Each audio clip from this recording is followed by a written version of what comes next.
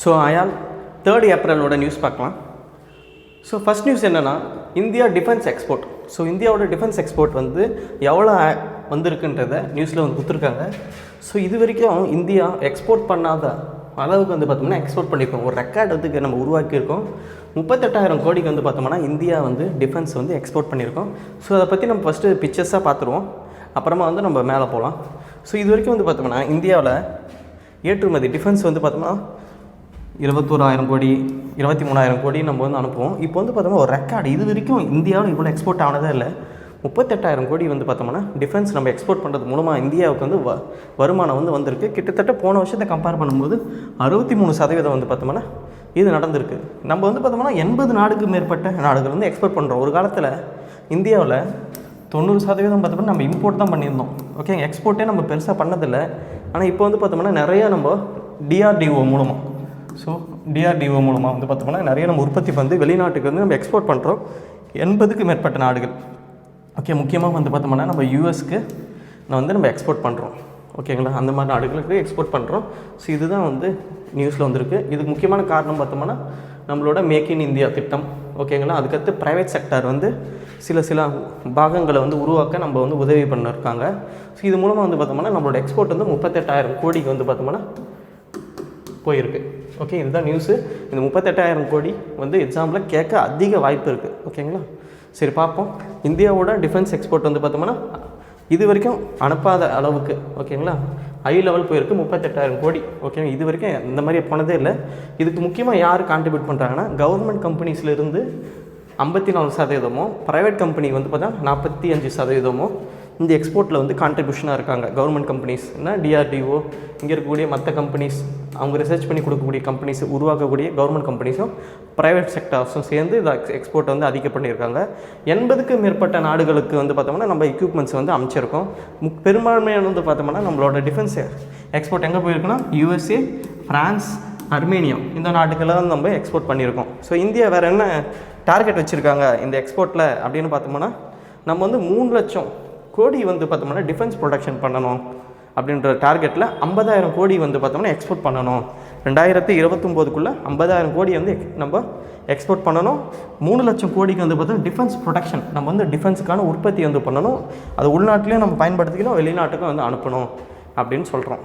இதுதான் first news. So இதில் முக்கியமாக இந்த டேட்டா வந்து முக்கியம், 38,000 கோடின்றது. ஸோ அடுத்த நியூஸ் வந்து பார்த்தோம்னா என்சிஇஆர்டி. ஓகேங்களா, இப்போ வந்து என்சிஇஆர்டி தெரியும். ஸோ இது வந்து பார்த்தோம்னா சென்ட்ரல் கவர்மெண்ட்டில் இருக்கக்கூடிய ஒரு புக்கு வந்து கொடுக்கக்கூடிய ஒரு நிறுவனம். ஓகே, கவர்மெண்ட் நிறுவனம். இதுக்கு வந்து பார்த்தோம்னா டீம்டு யூனிவர்சிட்டி, இது வந்து யூனிவர்சிட்டியாக வந்து கருதப்படும் இனிமேட்டு அப்படின்ற ஆணை வந்து பெருப்பேச்சிருக்காங்க. ஸோ என்சிஇஆர்டி அமைப்பு வந்து பார்த்தோம்னா இப்போ இனிமேல் யூனிவர்சிட்டி ஸ்டேட்டஸ் வந்து கொடுத்துட்டாங்க. ஸோ இது வந்து பார்த்தா ஒரு மிகப்பெரிய ஒரு எஜுகேஷனலே வந்து சேஞ்ச் ஆக போகுது. ஏன்னா இனிமேல் வந்து இந்த யூனிவர்சிட்டி அங்கீகாரம் கொடுத்தா இதனால் வந்து பார்த்தோம்னா பிஹெச்டி, பிஜி, யூஜி இந்த மாதிரி டிகிரி வந்து கொடுக்கக்கூடிய அத்தாரிட்டி வந்து பார்த்தோம்னா இந்த என்சிஇஆர்டிக்கு வரும். அதுக்கப்புறம் ரிசர்ச்லாம் வந்து அவங்களால வந்து பண்ண முடியும். குளோபல் லெவலில் இருக்கக்கூடிய நிறுவனங்கள், வேறு ஒரு கல்வி அமைப்புகளுக்கு கூட பார்ட்னர்ஷிப்லாம் போட முடியும். ஸோ இது மூலமாக வந்து பார்த்தோம்னா ஏற்கனவே ஸ்கூல் எஜுகேஷன் தான் வந்து இவங்க பார்த்துக்கிறாங்க. இப்போ காலேஜ் எஜுகேஷனும் இவங்களால பார்த்துக்க முடியுதுன்னா ஸ்கூல் ப்ளஸ் காலேஜ் ரெண்டுத்தையும் வந்து பார்த்தோம்னா ரெண்டுத்தையும் ஒரு பிரிட்ஜ் மாதிரி அவங்க வந்து கனெக்ட் பண்ணுவாங்க.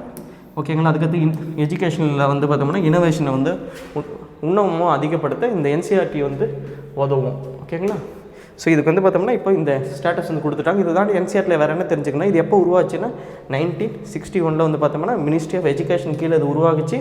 இதோட ஹெட் குவார்ட்டர் வந்து டெல்லியில் இருக்குது. இது ஒரு அட்டானமஸ் தன்னிச்சை இயங்கக்கூடிய ஒரு நிறுவனம் தான் இந்த என்சிஇஆர்டி. ஸோ ஃபுல் ஃபார்ம் வந்து பார்த்தோம்னா உங்களுக்கு national council of education and research and training. ஓகேங்களா, இதுதான் இதோட ஃபுல் ஃபார்ம். ஸோ இவங்களுக்கு யூனிவர்சிட்டி ஸ்டேட்டஸ் கொடுத்தாச்சு. ஸோ அடுத்த நியூஸ் பார்க்கலாம். ஸோ அடுத்த நியூஸ் என்னென்னா தேசிய களஞ்சியம். ஓகேங்களா, இப்போ என்னென்னா இங்கே ஆழ்கடலில் இருக்கக்கூடிய இந்த விலங்குகள்லாம் இருக்குல்ல, இந்த ஆழ்கடலில் இருக்கக்கூடிய இந்த விலங்குகள்லாம் வந்து பார்த்தோம்னா ஒரு மியூசியம் மாதிரி வந்து அதெல்லாம் வைக்க போகிறாங்க. ஓகேங்களா, repository for the deep C fauna. எங்கன்னா கேரளா. ஸோ கேரளாவில் இருக்கக்கூடிய கொச்சியில் வந்து பார்த்தோம்னா இந்த ஆழ்கடலில் இருக்கக்கூடிய டீப் சீயில் இருக்கக்கூடிய இந்த விலங்குகள்லாம் வந்து பார்த்தோம்னா அதை வந்து ப்ரிசர்வ் பண்ணி வைக்க போகிறாங்க. இந்த மாதிரி பாட்டிலில் ப்ரிசர்வ் பண்ணி ஒரு கண்காட்சி மாதிரி வைக்க போகிறாங்க. அது எங்கன்றது தான் நியூஸு. ஸோ இதுக்கு என்ன பேர்னா பாவ் சாகர். ஸோ பாவ் சாகர்ன்ற இடத்துல வந்து பார்த்தோம்னா இந்த மையத்தை வந்து உருவாக்கி இங்கே இருக்கக்கூடிய இந்த கால்கடலில் இருக்கக்கூடிய இந்த மீன் வகைகள், இந்த நண்டு வகைகள் இதெல்லாம் வந்து பார்த்தோம்னா ஒரு மியூசியம் மாதிரி வந்து அதோட வேஸ்ட் அதெல்லாம் வந்து சேமித்து வைக்க போகிறாங்க. அதோட டிஎன்ஏ ஓகேங்களா, அதோட ஸ்பெசிமென்ஸ்லாம் வந்து பார்த்தோம்னா வைக்க போகிறாங்க. இது எங்கன்னா கேரளாவில் வந்து அமைஞ்சிருக்கு. ஓகேங்களா, இதுதான் நியூஸு. ஸோ அடுத்து நம்ம பார்க்கும்போது பிலிம்ஸ் பாயிண்டர். ஸோ பிலிம்ஸ் பாயிண்டரில் நம்ம என்ன பார்க்க போகிறோம்னா Khelo India tribal games. So already பார்த்தோம், கேலோ இந்தியா ட்ரைபல் கேம்ஸ் வந்து ஆரம்பித்தாங்க சத்தீஸ்கரில். ஸோ இதில் வந்து பார்த்தோம்னா ஒரு 3800 பேர் வந்து பார்த்தோம்னா ட்ரைபல் பீப்புள் அத்லெட் வந்து பார்த்தோம்னா இதில் கலந்துக்கினாங்க 30 ஸ்டேட்டில் இருந்து. ஸோ இந்த போட்டி வந்து நடந்து வெற்றிகரமாக முடிஞ்சிச்சு. இதில் யார் அதிக ப்ரைஸ் வாங்கியிருக்காங்கன்றது தான் வந்து கேட்பாங்க. ஸோ யார் வந்து இதில் வந்து வின்னர் ஆகிருக்காங்கன்னா கர்நாடகா தான் வந்து பார்த்தீங்கன்னா 23 தங்கத்தோடு ஜெயிச்சிருக்காங்க. ரெண்டாவது வந்து பார்த்தோம்னா ஒடிசா, மூணாவது வந்து பார்த்தோம்னா ஜார்க்கண்ட். இது எங்கே நடந்ததுன்னா சத்தீஸ்கரில் நடந்தது. இதுதான் முதல் முறையில் வந்து பார்த்தோம்னா ட்ரைபல் கேம்ஸை வந்து ட்ரைபல் மக்கள்கிட்ட வந்து விளையாட்டு ஊக்கப்படுத்த இந்த ட்ரைபல் கேம்ஸ் வந்து நடத்தினாங்க. கேலோ இந்தியா ட்ரைபல் கேம்ஸ் நடந்த இடத்துல தான் சத்தீஸ்கர். ஸோ ஜெயிச்சது யாருன்னா கர்நாடகா. ஸோ இதுதான் நியூஸு. ஸோ அடுத்து பார்க்கலாம் ராஜ்யசபா. ஸோ ராஜ்யசபா டே ஓகேங்களா, ஒவ்வொரு ஆண்டும் வந்து பார்த்தோன்னா ஏப்ரல் 3ஆம் தேதி வந்து பார்த்தோம்னா ராஜ்யசபா டே வந்து கொண்டாடுவாங்க. ஓகேங்களா, ஸோ அப்போ தான் வந்து பார்த்தா ராஜ்யசபான்றதை உருவாக்குனாங்க. ஓகேங்களா, ராஜ்யசபான்றதை உருவாக்குனாங்க. ஸோ எப்போ முதல் செஷன்னா மே 13 தான் வந்து முதல் செஷன் நடந்தாலும் ஏப்ரல் 3 வந்து பார்த்தோன்னா இந்த ராஜ்யசபாவை அந்த கூட்டமைப்பை உருவாக்குனாங்க. ஓகேங்களா, ஸோ இதுதான் நம்ம மெயின்ஸ் பாயிண்ட்னு பார்க்க போகிறோம். ஸோ ராஜ்யசபா புத்தகம் நம்ம தெரிஞ்சுக்க வேண்டியது, இது வந்து அப்பர் ஹவுஸ் மேலவை. இதை வந்து எப்போவுமே கலைக்க மாட்டாங்க. இது வந்து பர்மனண்ட் ஹவுஸு. ஸோ இவங்க வந்து பார்த்தோம்னா என்ன பேசிக்காக நம்ம எக்ஸாம் பாயிண்ட் ஆஃப்ல தெரிஞ்சுக்கணும், என்ன பவர்லாம் இருக்கணுன்றதை நம்ம கொடுத்துருக்கோம். அதை பார்ப்போம். ஸோ இந்த ஒரு பிக்சர்லேயே வந்து பார்த்தோம்னா ராஜ்யசபாவோட ஒட்டுமொத்த பவர்ஸ் அண்டு ஃபங்க்ஷன்ஸ் வந்து கொடுத்துருக்கோம். இதுவே வந்து மெயின்ஸ் பாயிண்டரில் போதுமானது. ஸோ ராஜ்யசபா பொறுத்த வரைக்கும் அப்பர் ஹவுஸு, பர்மனெண்ட் ஹவுஸு. ஓகேங்களா, இதோட மொத்த ஸ்ட்ரென்த் வந்து பார்த்தோம்னா 250 பேர். 1/3 வந்து 2 வருஷத்துக்கு ஒரு வாட்டி ரிட்டையர் ஆவாங்க.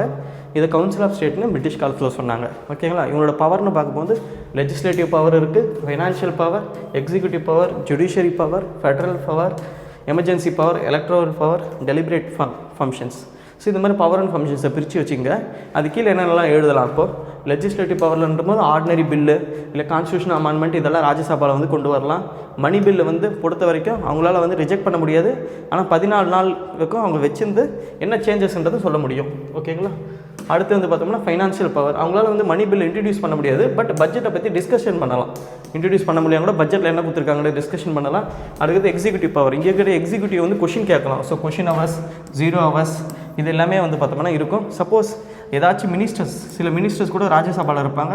அவங்க லோக்சபாவுக்கு வந்து பார்த்தா ரெஸ்பான்சிபிளாக இருக்கணும். ஜுடிஷியல் பவரை பொறுத்தவரைக்கும் பிரசிடென்ட், வைஸ் பிரசிடென்ட், இங்கே இருக்கக்கூடிய ஜட்ஜஸ் எல்லாம் வந்து இம்பீச் பண்ண முடியும். ஸோ அடுத்து வந்து பார்த்தா ஃபெடரல் பவரை பொறுத்தவரைக்கும் ஸ்டேட் லிஸ்ட்டில் வந்து பார்த்தோம்னா லெஜிஸ்லேஷன் பண்ணணும்னா ராஜ்யசபா தான் பண்ண முடியும்.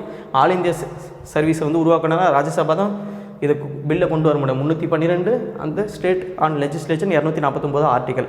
இதுதான் emergency power, national emergency, president rule, financial emergency இதெல்லாம் வந்து ராஜ்யசபாவோட ஒத்துழைப்பு ரொம்ப ரொம்ப முக்கியம். இது தாண்டி வந்து எலக்ட்ரல் ஃபங்க்ஷன், பிரசிடென்ட், வைஸ் பிரசிடென்ட்லாம் வந்து பார்த்தோம்னா எலெக்ஷன் வந்து ராஜ்யசபாலே நடக்கும். அதுக்கடுத்து டெலிபரேட்டிவ் ஃபங்க்ஷன்ஸ் வந்து பார்த்தா மற்ற அதர் ஃபங்க்ஷன்ஸ் எல்லாமே வந்து பார்த்தோம்னா இவங்க தான் வந்து பண்ணுவாங்க.